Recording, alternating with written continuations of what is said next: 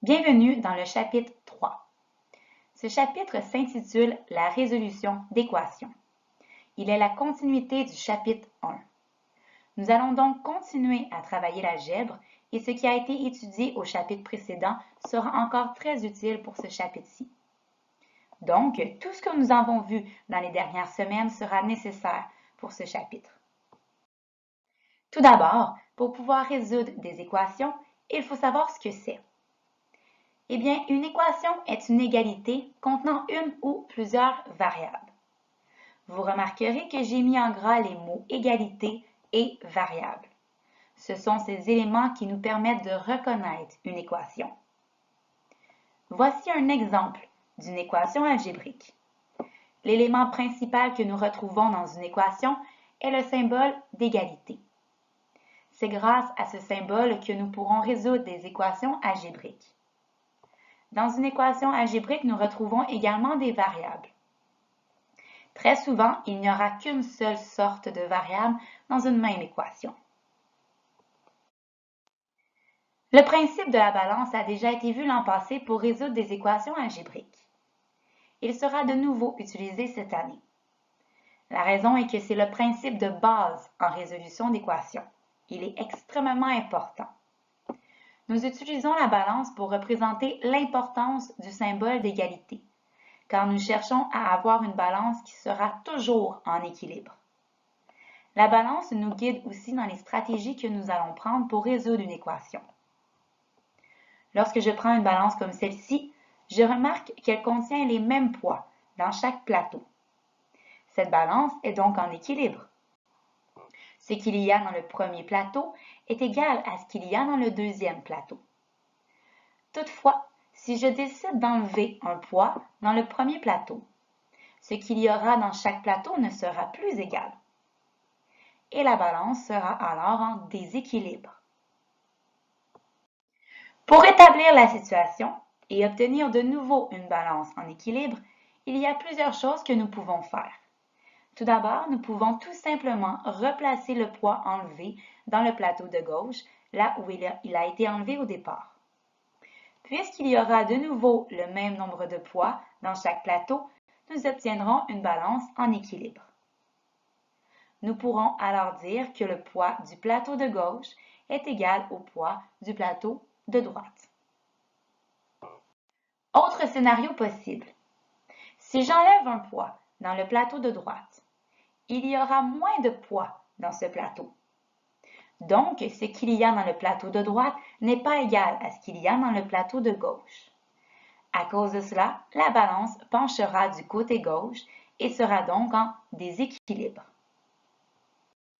Pour établir la situation, je peux évidemment replacer le poids enlevé dans son plateau d'origine, comme nous l'avons fait pour l'exemple précédent.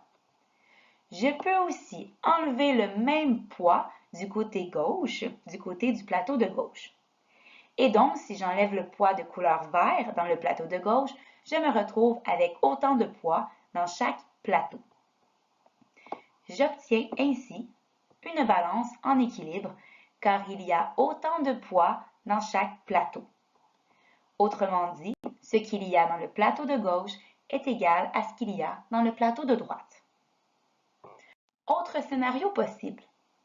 Si j'ajoute un poids dans le plateau de gauche, j'aurai un plateau de gauche plus lourd que le plateau de droite. Autrement dit, ce qu'il y a dans chaque plateau ne sera pas égal. J'obtiendrai une balance en déséquilibre. Pour établir la situation, je peux ajouter le même poids dans le plateau de droite. De cette façon, j'obtiens des plateaux de poids égaux et je rééquilibre la balance. Ce qu'il y a dans mon plateau de gauche est alors égal à ce qu'il y a dans mon plateau de droite. Ces démonstrations avec la balance ont pour objectif de vous faire comprendre le principe de la balance qui sera essentiel pour la résolution d'équations. Donc, tous les exemples que vous venez de voir ne sont pas là pour rien. Elles ont vraiment pour but de vous faire comprendre ce fameux principe.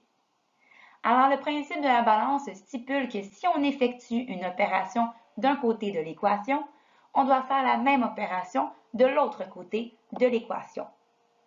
Le symbole d'égalité nous permet de savoir que l'équation est en équilibre, donc que chaque côté de l'équation est égal.